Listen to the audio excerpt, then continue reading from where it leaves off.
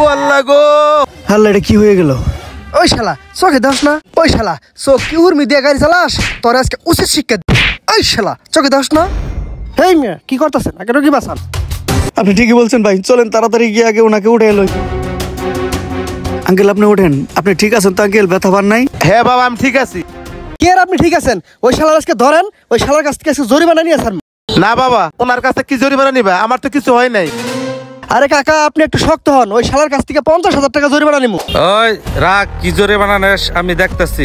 ভাই গাড়ি নিয়ে আসতেছিলাম, হঠাৎ করে আঙ্কেল গাড়ির সামনে পড়ে যায়। তারপরে এই ভাই আইসা আমার অনেকগুলো মার দূর করছে ভাই। আসলে আঙ্কেলের তেমন কিছু হয় নাই, এখন নাকি 50,000 টাকা জরিমানা নিবে।